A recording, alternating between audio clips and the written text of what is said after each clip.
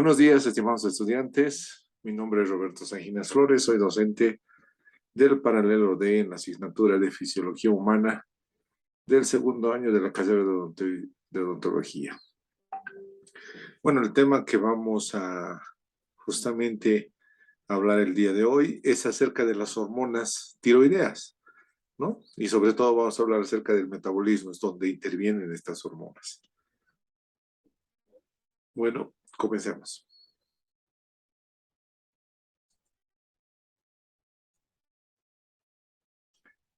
Bien, cuando hablamos de hormonas tiroideas tenemos que ver el origen de estas hormonas desde el punto de vista glandular, desde el punto de vista endocrinológico.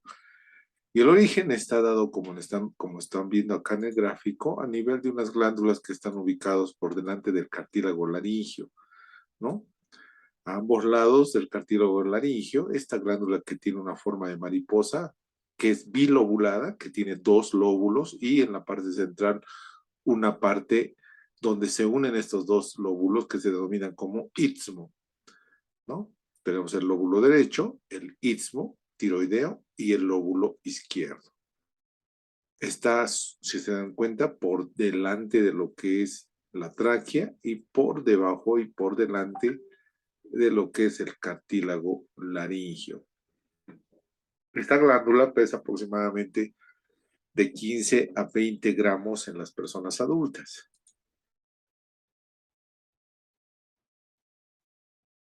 Para que analicemos estas hormonas tiroideas, tenemos que ver quién propicia esta secreción. Ustedes saben que existe una cadena o un eje donde el hipotálamo es el iniciador de la formación de hormonas, luego le sigue la hipófisis y luego el órgano donde se produce una determinada hormona. Hagamos un ejemplo. En el hipotálamo se encuentra una hormona que es la hormona liberadora de tirotropina. Esta hormona se encarga de liberar la tirotropina o de encargar la formación de tirotropina. Esta tirotropina la va a secretar la adenohipófisis. La adenohipófisis va a secretar tirotropina y esta tirotropina va a ordenar la formación de hormonas tiroideas a la glándula tiroides. Y esas dos hormonas tenemos la tiroxina, por un lado, o denominada también T4, tetraiodotironina, y la triiodotironina, que sería la T3. Entonces, las hormonas de la glándula tiroides son la T3 y la T4. Quienes incentivan para la formación es la tirotropina o TSH, secretada por la adenohipófisis. Pero ¿quién ha permitido que se libere de la adenohipófisis? La hormona liberadora de tirotropina, que es proveniente del hipotálamo. Estas hormonas que ustedes ven, la T3 y la T4, estas dos hormonas son hormonas que intervienen en el metabolismo de las células. ¿Qué quiere decir metabolismo de las células?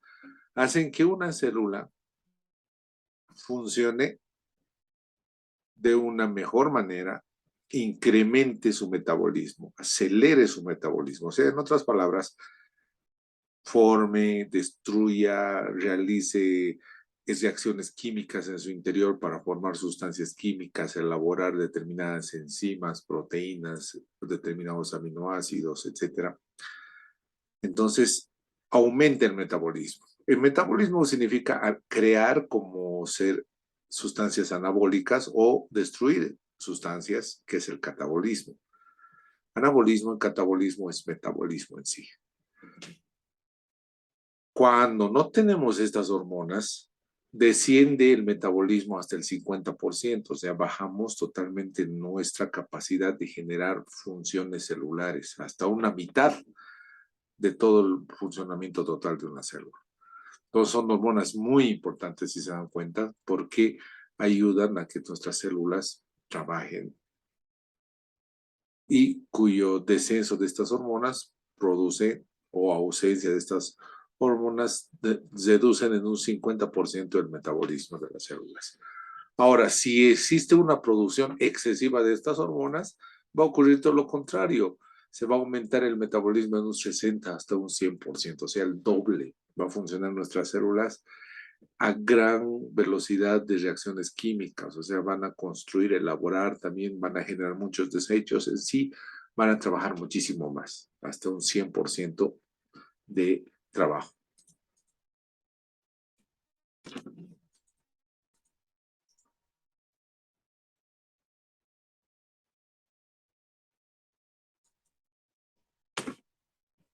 Bien. ¿Dónde se secretan, dónde se crean estas hormonas tiroideas? ¿Y cuál es la cantidad de estas hormonas? Obviamente, estas hormonas se van a secretar en la glándula tiroides, tanto la T4, la tiroxina, y la T3, la tironina, de los cuales la mayor parte que se secreta es la T4, ¿no? O sea, la tiroxina. Un 93% de hormonas son T4, del 100% de que se elabora, y un 7% es triodotironina, ¿no? Ahora, las funciones que tienen estas dos hormonas son similares. Ambas actúan a nivel de las reacciones metabólicas, pero difieren en la rapidez y en la intensidad de la acción. ¿Qué quiere decir? ¿Cuál es más potente que cuál? La T3 es más potente que la T4, pese que la T4 es la que se elabora más. ¿Dónde se elaboran? Se elaboran a nivel de estos folículos, que se denominan folículos tiroideos.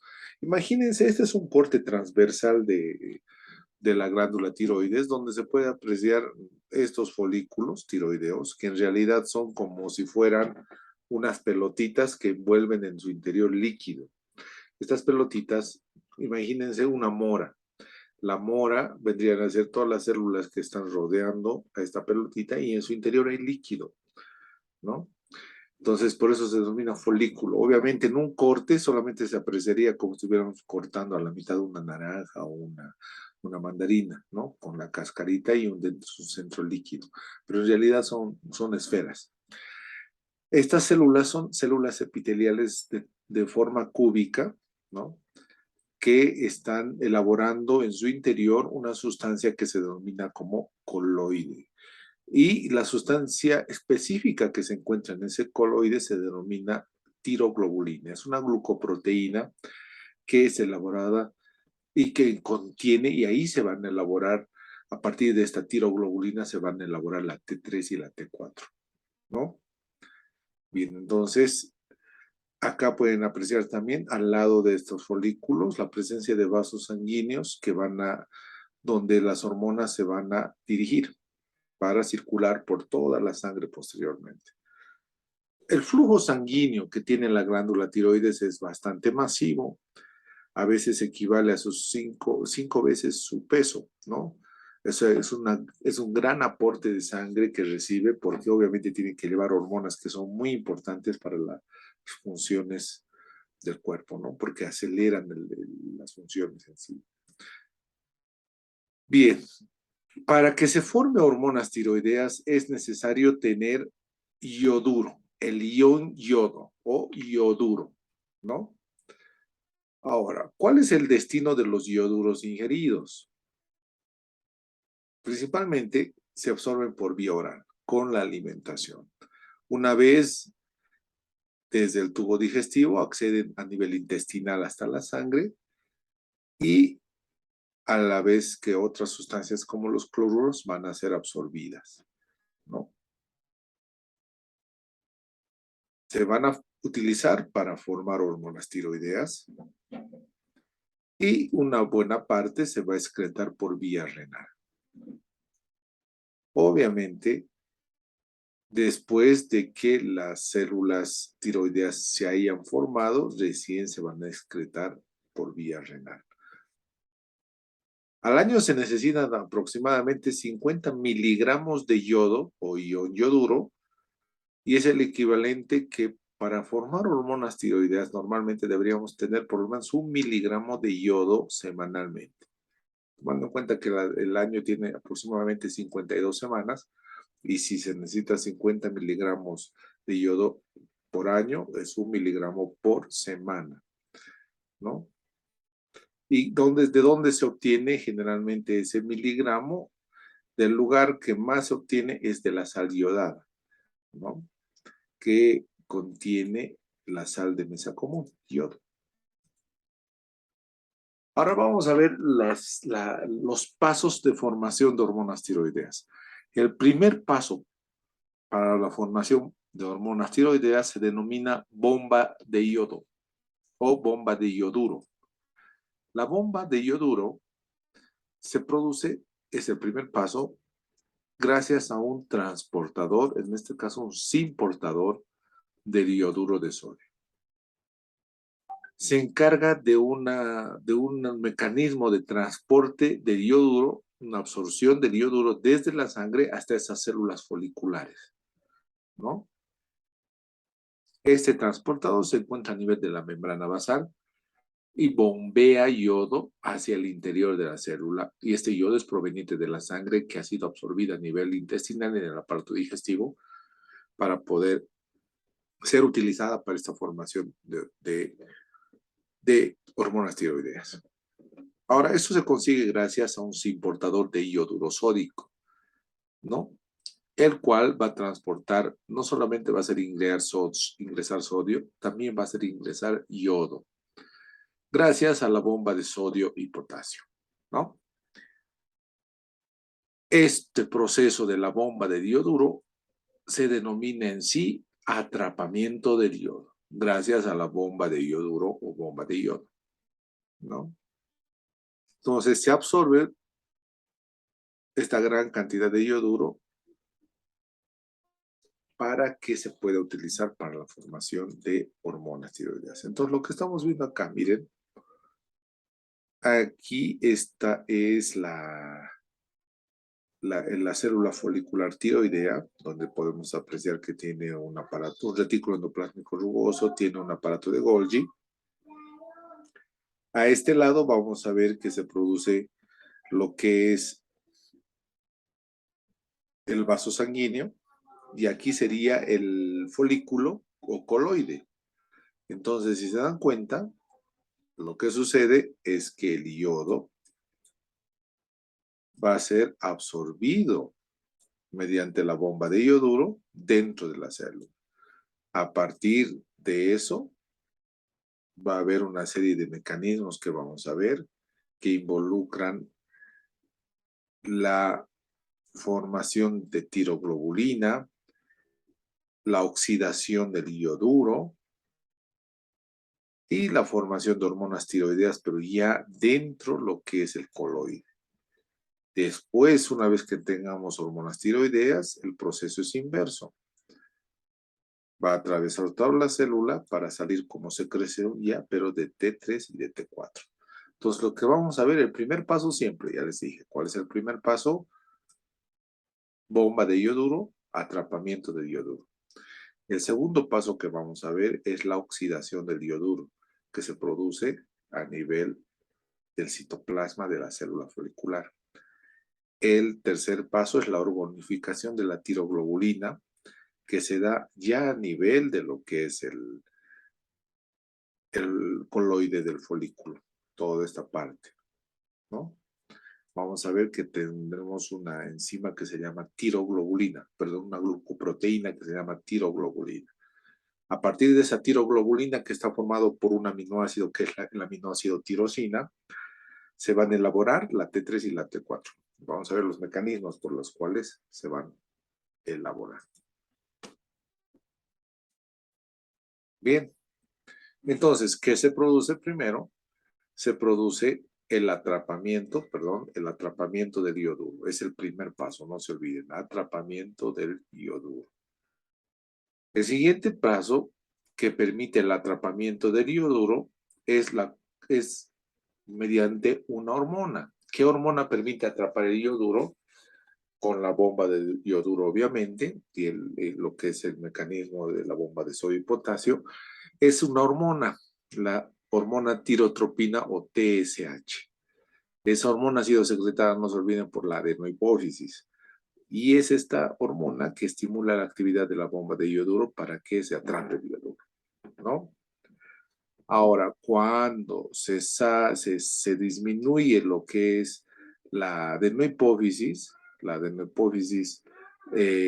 por alguna situación se elimina uno la hipófisis, en este caso baja los niveles de THC, de TSH, entonces por ende puede haber una disminución de la capacidad de atrapar el ioduro, de utilización de la bomba de ioduro, ¿no? Entonces el ioduro es transportado gracias a la TSH a través de las células epiteliales, ¿no? Las células, la célula folicular lo va a atrapar el ioduro y va a hacer un mecanismo de transporte de cloruro y ioduro denominado pendrina. Estas células, como han visto, también van a secretar una glucoproteína que es la tiroglobulina, que es rica en el aminoácido tirosina, que les decía que se va a unir a los iones yodo oxidados.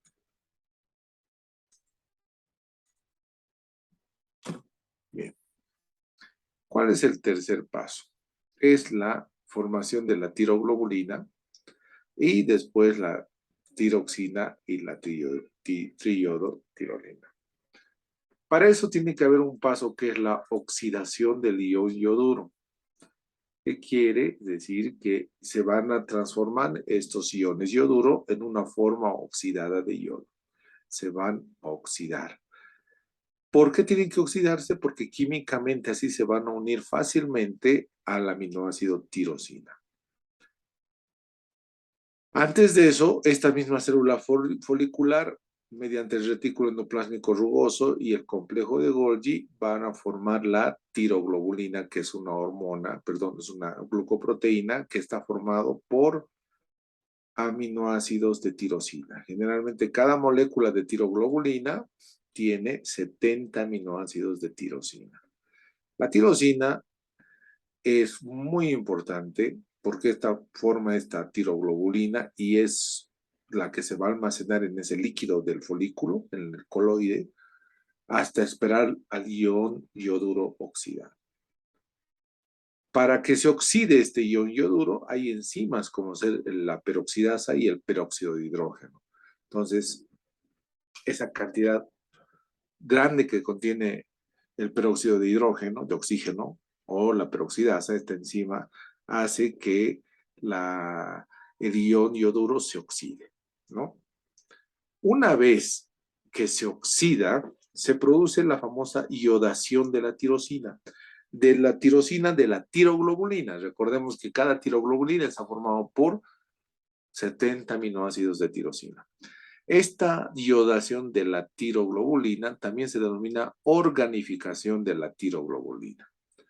¿En qué consiste eso? Simplemente es la unión de los ioduros oxidados, iones ioduros oxidados, con los aminoácidos tirosina.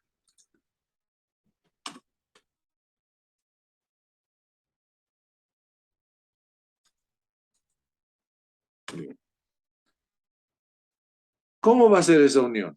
Bien, esa unión que se denomina organificación de la tiroglobulina se produce en que la tirosina se va a unir a un yodo y se va a transformar en monoiodotirosina. Mono es uno. Un yodo se une a una molécula de tirosina, monoiodotirosina. Ahora, cuando dos monos iodotirosina se unen, se va a transformar en diiodo, di es dos, diiodotirosina, ¿no? Y entonces, así se van a ir acumulando dos monos para formar un diiodotirosina. Y cuando haya dos diiodotirosina, se van a formar tetraiodotirosina o T4. Es por eso que hay mayor cantidad de T4, porque las posibilidades de que se unan uno con uno para formar dos o dos con dos para formar dos es mucho mayor a que se unan un díodo con un monoiodo para formar tres, que se forman también, ¿no? Entonces simplemente es un acoplamiento entre los iones ioduros oxidados y la tirosina de la tiroglobulina. Y ahí se van a formar, si se unen un monoyodo tirosina con un diyodo, forma triyodo tirosina, la T3. Y si se forman, si se unen dos monoyodo diodo tirosina, dos, se forma la tetraiodotirosina o T4. Entonces, de esa manera se unen tanto los iones yoduros a las tirosinas y forman lo que es la T4 y la T3. La liberación de tiroxina y triiodotironina T4 y T3 se realiza en pequeñas porciones, pero constituyendo, lentamente se van liberando de la glándula tiroides, ¿no? Las 3/4 partes de la tirosina iodada en la tiroglobulina nunca se convierten en hormona tiroidea, ¿no? Porque es gran cantidad de iones ioduros que atraviesan y bueno, se podría decir que se van almacenando dentro del folículo tiroideo para poco a poco transformarse o liberándose lentamente en tiroxina y en triiodotironina. Ahora van a estar ahí permaneciéndose, ya sea en forma de monoyodotironina o diyodotironina, ¿no? Hasta que llega el momento de que se unan y obviamente se transformen, si se unen dos diyodo en T4 y un monoyodo y más un diyodo en T3. El 93% de toda esta hormona es tiroxina, por las razones que les dije, ¿no? Hay más posibilidades que se unan dos monos para formar un di y luego con otro di tetra de 4. Ahora, la mitad de la tiroxina se va a desiodar, o sea, es también otra realidad, y se va a transformar en triyodotironina. Al fin de cuentas, la triyodo es más eficaz y más potente que la T4. Transporte de tiroxina y triiodotironina hacia los tejidos. En otras palabras, estamos hablando cómo se transportan estas hormonas tiroideas. Estas hormonas se unen a proteínas plasmáticas para ser transportadas en el plasma, justamente a nivel de la sangre. ¿Cuáles son esas tres proteínas? Es la globulina fijadora de tiroxina, la prealbúmina y la albúmina fijadora de tiroxina. Esas son las tres enzimas que transportan a la T3 y a la T4. Estas hormonas se liberan lentamente, como les dije, ¿no? Se almacenan los diodos y los monoyodos y poco a poco se van uniendo y se van liberando poco a poco, ¿no? Comienza de manera lenta, pero de una manera prolongada la acción de las hormonas tiroideas. En otras palabras, es una hormona que actúa lentamente, pero continuamente, ¿no? Les vuelvo a repetir, la T3 tiene más acción eficaz que la T4, ¿no? ¿Por qué? Porque tiene un tiempo de latencia y una actividad celular mucho mayor, llegando a tener una actividad dentro de los 10 a 12 días para tener una semivida de aproximadamente 15 días y donde empieza a descender los niveles de esta hormona. ¿Qué funciones tienen las hormonas tiroideas? ¿No? La T4 tiroxina, como les digo, se va a desiodar una vez en el plasma y se va a transformar en T3, ¿no? El 90% de las hormonas tiroideas en sí son luego T3 o triiodotironina. Las hormonas tiroideas tienen un sitio de activación y es a nivel de los núcleos, porque sus receptores están localizados en el núcleo. En el primer tema se les había indicado que existen 3 lugares donde hay receptores de hormonas, a nivel de la membrana celular, a nivel del citoplasma y a nivel del núcleo. Es entonces de los receptores de las hormonas T3 y T4 se encuentran a nivel de los núcleos. Por eso se les denomina receptores nucleares, o sea que están localizados a nivel del ADN, ¿no? Y a través de esta relación se produce lo que es la formación de ARN mensajero, ARN ribosómico, todo esto relacionado con las funciones de las hormonas. ¿Qué funciones tienen las hormonas? O sea, funciones fisiológicas que tienen la T3 y la T4, ¿no? Bien, como les había dicho, se encargan de elevar el metabolismo. Y elevar el metabolismo quiere decir que hace que las células funcionen muchísimo más, ¿no?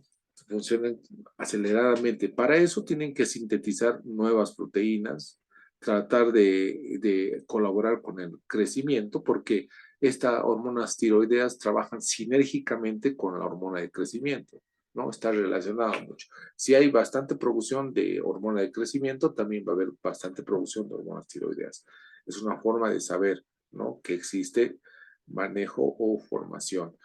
Ayuda bastante a nivel cardiovascular, ayuda en el desarrollo del sistema nervioso central, aumenta el gasto cardíaco, aumenta el flujo sanguíneo, aumenta la fuerza del corazón, la frecuencia cardíaca, aumenta el metabolismo a nivel de las mitocondrias, a nivel de la membrana de sodio y potasio para aumentar el transporte celular, aumenta el consumo de oxígeno, aumenta la absorción de glucosa, la formación de glucógeno, que se denomina gluconeogénesis, y la destrucción también del glucógeno, que es la glucogenólisis, ¿no?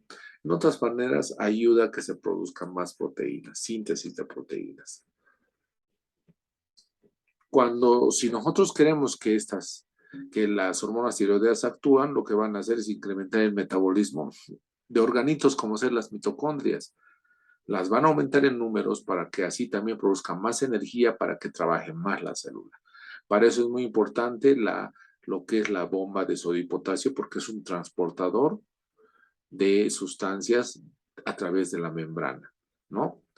Obviamente trabajando siempre con los iones de sodio y potasio que son fundamentales en este sistema de transporte activo. Ahora, para esto se necesita mucha energía y obviamente los responsables de este aporte masivo de energía siempre van a ser las hormonas tiroideas.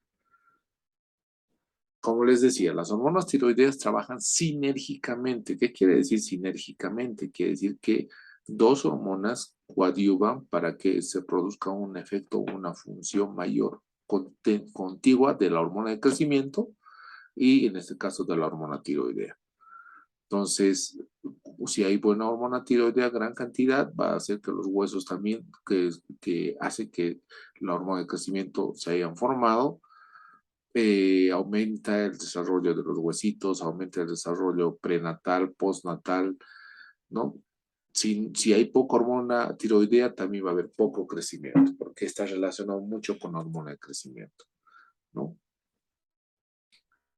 ¿Qué otros mecanismos se afectan con las hormonas tiroideas? Por ejemplo, estimula el metabolismo de los lípidos. En otras palabras, cuando una persona tiene un poquito más de hormonas tiroideas, se movilizan con rapidez el tejido adiposo, disminuye lo que son los depósitos de grasa. Entonces, una persona tiene tendencia a enflaquecer, ¿no? Efectos sobre los lípidos plasmáticos y hepáticos. La hormona tiroidea induce a un descenso de la concentración plasmática de colesterol, fosfolípidos y triglicéridos. Esta disminución aumenta la concentración de fosfolípidos, colesterol y triglicéridos, donde a nivel de lo que es el hígado y puede causar en sí un hígado graso. Las hormonas tiroideas hacen que nuestro cuerpo necesite mayor cantidad de vitaminas. Ustedes saben que las vitaminas son fundamentales, algunas para las reacciones químicas, como la vitamina C, por ejemplo.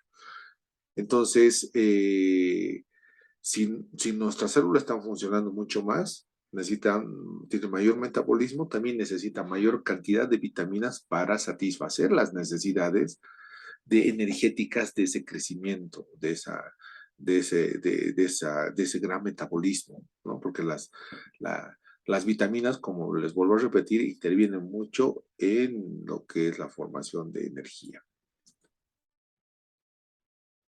Lo básico, siempre tienen que saber que las hormonas tiroideas aumentan el metabolismo basal, hasta un 100%. Por esa causa, como les había mencionado hace un momento, movilizan grasas, lípidos, hacen que se utilicen. Entonces, esta hormona puede producir adelgazamiento, ¿no? A nivel del aparato cardiovascular, lo que hacen las hormonas tiroideas es aumentar el flujo sanguíneo, aumentar la frecuencia cardíaca, aumentar la fuerza del corazón, aumenta que obviamente si va a latir más, pues, se va a requerir más utilización de oxígeno, va a haber un elevado flujo sanguíneo, puede aumentarse en cierto grado la presión arterial, porque obviamente está relacionado con el funcionamiento del corazón, hace que el corazón sea más excitable a nivel de la contracción y obviamente la frecuencia cardíaca aumentada es uno de los signos que que el doctor puede determinar para hacer un diagnóstico de una cantidad anormal o elevada de hormona tiroidea en una persona, ¿no? Se aumenta la frecuencia, la fuerza cardíaca si hay un aumento también de hormona tiroidea más allá de lo normal, ¿no? Cuando aumenta la concentración de hormonas tiroideas, asciende la potencia del músculo. Siempre eleva el metabolismo, hace que algo funcione más. Pero en este caso, puede causar un efecto también contrario a la larga, que el corazón se deprima debido a que ha habido un trabajo excesivo y prolongado. Y eso puede ser alterado, ¿no? Puede ser que la presión arterial en algunos casos se mantenga normal, pese a que existe un aumento de la fuerza cardíaca. Pero sí hay una tendencia no a generar una presión alta, sino una presión normal alta y no una hipertensión. ¿Aumenta la respiración? Sí. Obviamente, si nuestro corazón late más, ustedes saben que el corazón y los pulmones están trabajando de la mano, late más, mayor respiración. Puede ser que como hay una mayor actividad a nivel del músculo, generemos temblores o una superactividad a nivel de las células neuronales que transmiten potenciales de acción hacia los músculos, ¿no? A nivel del sueño, los efectos que tienen a nivel del sueño es generalmente que si nosotros tenemos una exagerada cantidad de hormona tiroidea, va a hacer que nuestras neuronas funcionen más y por ende no va a haber un descanso, ¿no? La persona no va a poder conciliar el sueño. A nivel o sea, son excitadores del sistema nervioso, entonces una persona dificultada no va a poder dormir con un exceso de hormonas tiroideas. Esa enfermedad se denomina hipertiroidismo. Va a haber un aumento de la motilidad digestiva, que quiere decir que en casos de hipertiroidismo se pueden producir diarreas, ¿no? Por un exagerado peristaltismo, que eso se debe a una hiperfunción de las células musculares del tubo digestivo que incrementan el movimiento intestinal.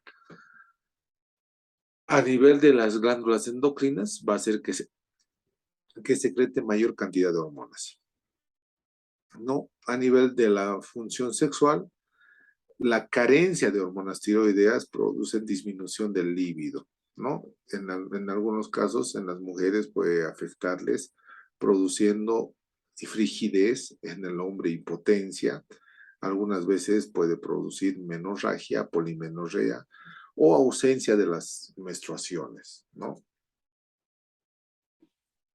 ¿Cómo se regula la formación de las hormonas tiroideas? Esta formación se regula principalmente porque la TSH, que es la tirotropina, es secretada por la hipófisis. A su vez, quien estimula esta es el hipotálamo. Y una vez dentro lo que es esta TSH, la tirotropina, es el monofosfato de adenosina o el AMP cíclico, ese es el mensajero químico que ayuda a regular la secreción de esta hormona, ¿no?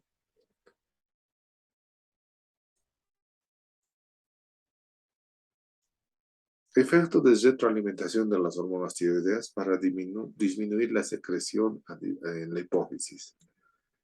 Por ejemplo, existen medicamentos como los iones tiocianatos que reducen el atrapamiento del iodo. Entonces, en el caso de que una persona, por ejemplo, tiene hipertiroidismo, donde se está produciendo mucha hormona tiroidea, Se consume este medicamento que es el ion tiocianato y eso hace que la bomba de yoduro no absorba yoduro como se debería hacer en gran cantidad, ¿no? El propiltiouracilo reduce la formación de la hormona tiroidea. En el mismo caso de los hipertiroidismo o la exagerada producción de hormona tiroidea, el PTU o propiltiouracilo reduce la formación, ¿no?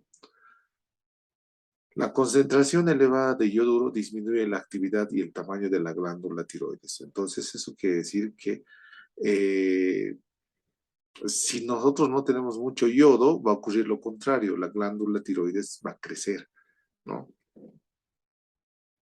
En el caso del ion tiocianato, en vez de bombear yoduro, va a bombear perclorato y nitrato. Entonces ahí eso va a anular el transporte de yoduro y por ende el atrapamiento del yoduro. Y obviamente además va a impedir la iodación de la tiroglobulina porque no se van a formar a partir de ahí hormonas tiroideas en gran cantidad. En el caso del PTU, lo que va a hacer es bloquear la enzima peroxidasa y evitar que se oxide el yoduro. Tanto la peroxidasa y el peróxido de hidrógeno se encargaban de producir yoduro, ¿no? Oxidado. ¿Cuáles son las causas de que nosotros tengamos gran cantidad de hormonas tiroideas? Eso se denomina hipertiroidismo. Primero, en el hipertiroidismo, puede ser que haya una gran producción de hormonas tiroideas porque hay muchos folículos. En este caso, hay una exagerada producción de hormonas tiroideas porque se produce una alteración a nivel de la mitosis de estas células foliculares.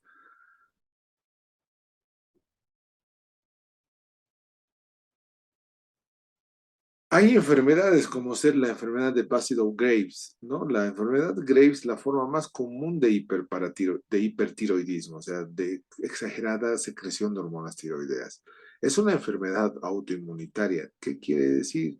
Que se van a formar anticuerpos y estos anticuerpos van a estimular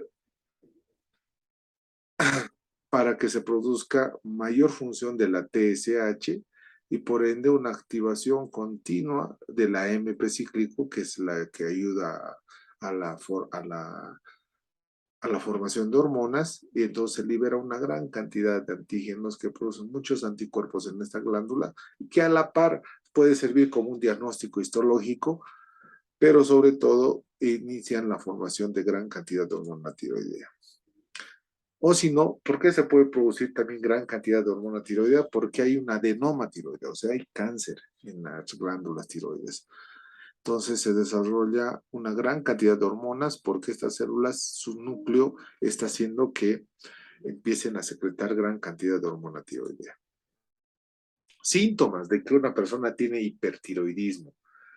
Primero, tienen a nivel, como habíamos dicho, de su sistema nervioso central, existe un aumento del grado de excitabilidad.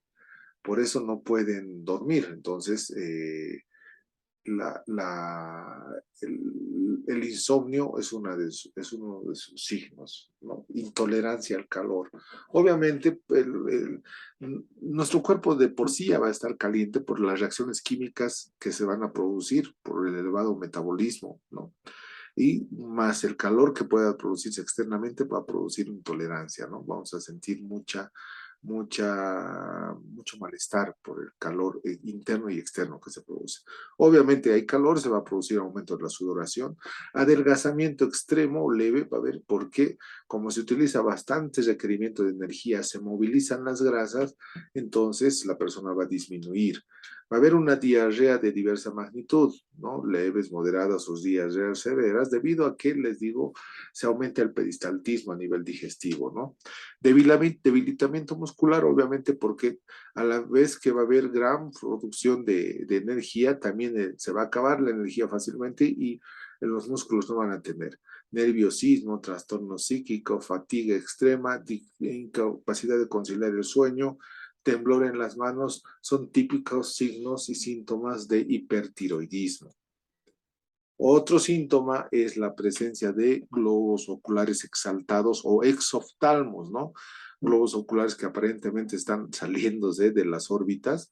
Esto debido a que se acumula una gran cantidad de grasa que se moviliza, habíamos dicho, a nivel de los músculos orbiculares de los ojos, ¿no?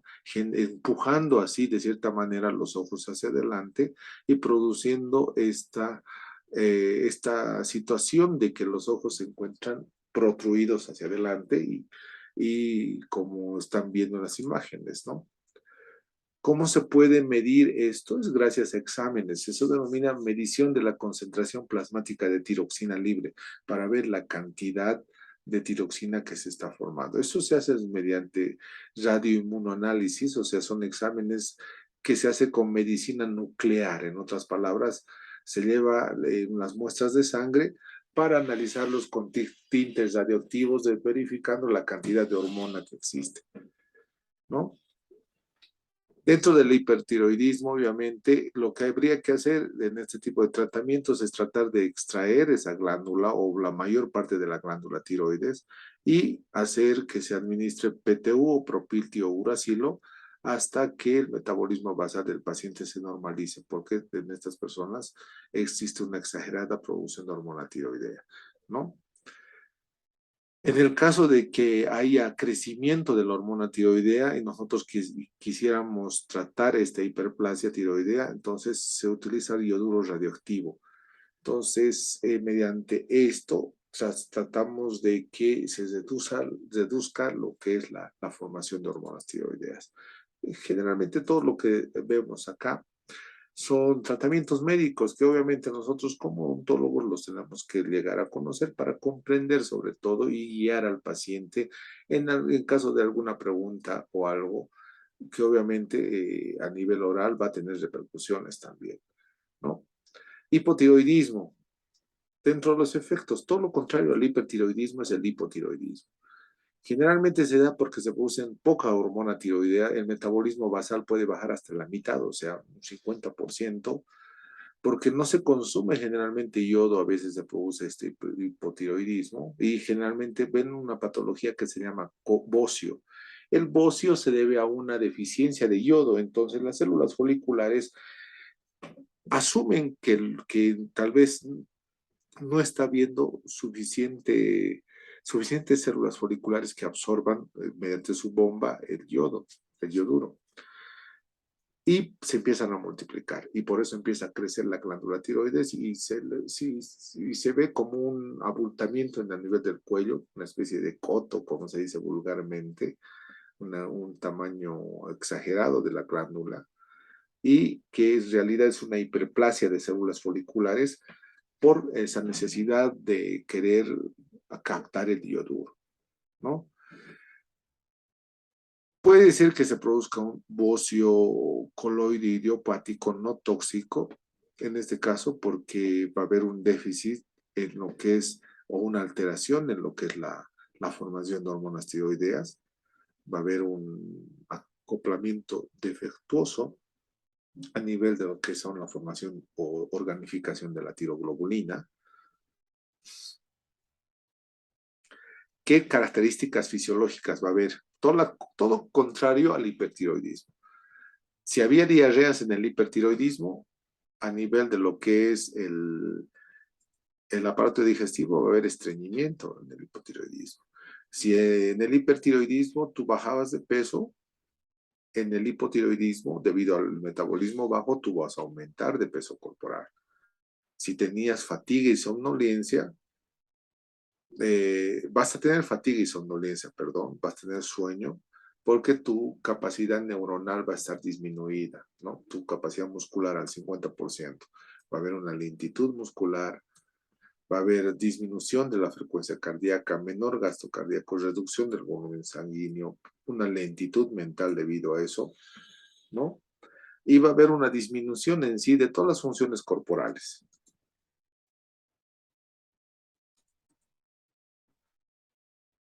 Para ver si tenemos hipotiroidismo, se hacen igual exámenes de medicina nuclear donde se detecta la tiroxina en sangre igual, ¿no?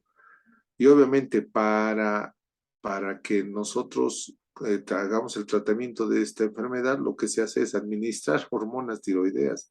Y hay hormonas sintéticas, que es la T4, que se sintetizan sintéticamente en laboratorios y obviamente se consumen estas hormonas tiroideas para subir el metabolismo.